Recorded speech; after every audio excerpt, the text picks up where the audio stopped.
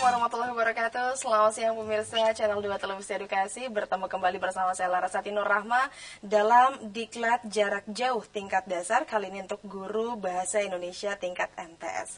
Ya, untuk Anda nantinya bisa bergabung di line telepon bebas pulsa kami 0800 140 3046. Sekarang ini saya sudah bersama dengan salah seorang widya iswara dari Balai Diklat Keagamaan Surabaya. Beliau adalah Bapak Jamal. Assalamualaikum Pak Jamal. Waalaikumsalam warahmatullahi Apa kabar? Baik. Selamat datang di studio kami, dan kali ini dalam mata Diklat Bahasa Indonesia kita akan membahas mengenai apa ini, Pak? Mengenai membaca memindai, saya kira. Baik, membaca memindai. Itulah yang menjadi topik bahasan kita kali ini. Dan untuk Anda nantinya saya ingatkan kembali bisa bergabung di line telepon bebas pulsa 0800 140 3046. Setiap pertanyaan yang diajukan nantinya akan diberikan jawaban oleh Bapak Jamal. Baik, langsung saja kita mulai. Topik bahasan kita kali ini mengenai membaca memindai. Iya.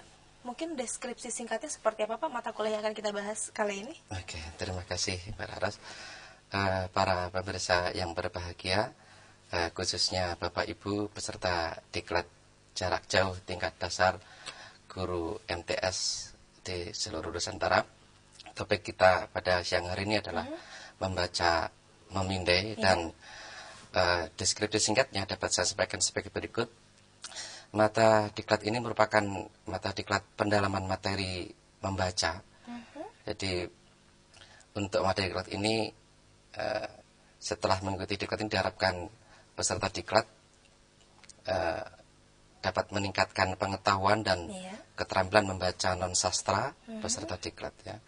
Kemudian tentu saja metode yang kita gunakan nanti adalah ceramah singkat dan dialog interaktif tentunya. Oke. Baik, lalu sebenarnya tujuan umum dari mata diklatnya sendiri apa nih Pak? Iya, tujuan umum dari mata diklat ini adalah diharapkan peserta memiliki pengetahuan dan keterampilan membaca non sastra yang memadai. Baik.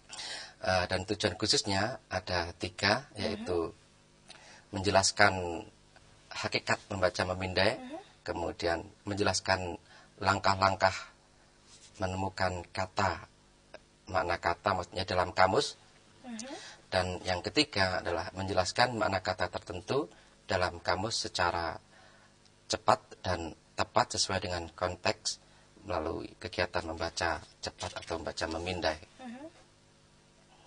Oke, sebenarnya seberapa penting kita untuk bisa memahami atau mendalami materi mengenai membaca memindai ini?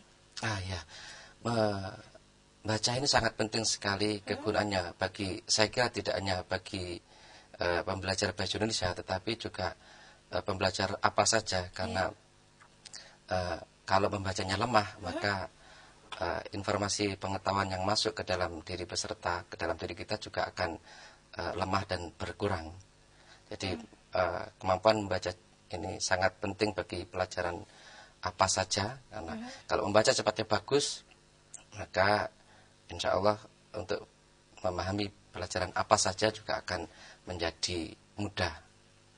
Sebenarnya membaca memindai atau kita bisa mengajarkan anak didik membaca memindai ini dari usia berapa Pak? Sedini mungkin membaca memindai. Ketika sudah bisa mengenal huruf, ketika itu kita sudah bisa mulai mengajarkan anak dengan memperkenalkan huruf. Jadi ini hurufnya, kemudian ini bunyinya. Itu adalah membaca yang paling awal. Oke. Ya, baik Pak. Lalu sebenarnya hakikat membaca itu sebenarnya apa sih Pak? Iya. Membaca itu adalah proses menangkap pesan yang disampaikan oleh penulis melalui media kata-kata atau bahasa tulis tentu saja. Kalau melalui simakan kan mendengarkan namanya, ya. Jadi membaca itu adalah proses menangkap pesan yang disampaikan oleh penulis melalui pembaca. Kita tahu bahwa di dalam menulis itu penulis menyampaikan atau menuangkan gagasan-gagasan, dan membaca berarti adalah menangkap gagasan yang dituangkan oleh penulis dalam tulisan itu. 1000 kali sekalipun kita mengatakan telah membaca suatu teks atau suatu tulisan, tetapi kalau kita tidak bisa menangkap gagasan-gagasan yang ada di dalamnya itu, maka nonsen, ya. Sama dengan belum membaca sebetulnya. Oke. Ya, lalu kalau membaca itu sebenarnya ada jenis-jenisnya tidak nih Pak? Iya, membaca ada jenis-jenisnya. Apa saja? dilihat dari tingkatannya, maka kita mengenal ada membaca tingkat pemula atau membaca permulaan, dan yang kedua adalah membaca tingkat lanjut. Tentu saja ini adalah pembagian membaca sangat sederhana. Membaca permulaan ini dimulai dengan membaca di kelas-kelas awal, kelas mulai TK sampai kelas 1, 2, dan 3 MI atau SD, itu masih termasuk membaca permulaan.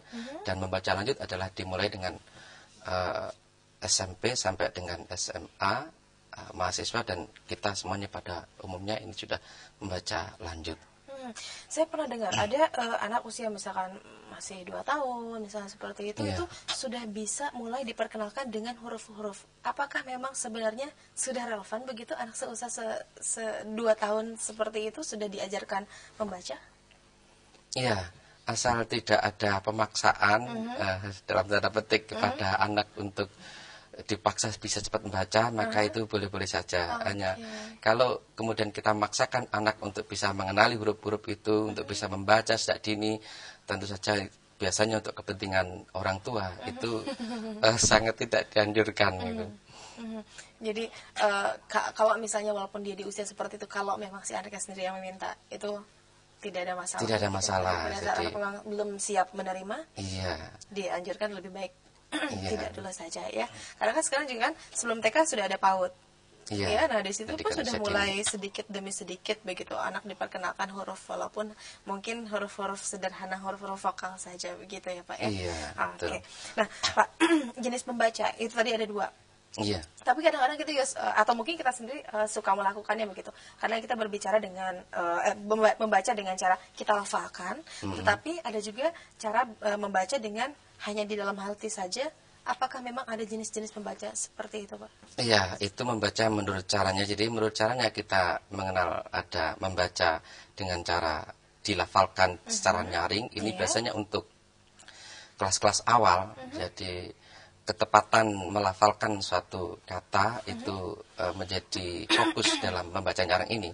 Sedangkan yang kedua ialah membaca dengan cara tidak disuarakan, hanya didengar oleh telinga sendiri, namanya membaca dalam hati. Dan ini sudah bukan untuk anak-anak lagi, karena akan sangat lucu kita kalau sudah mahasiswa membacanya masih nyaring gitu ya, masih menyaring. Dan yang ketiga membaca cepat. Membaca cepat ini ada 2. Yang pertama membaca memindai, dan yang kedua adalah membaca layap. Ini pembagian membaca menurut jenisnya.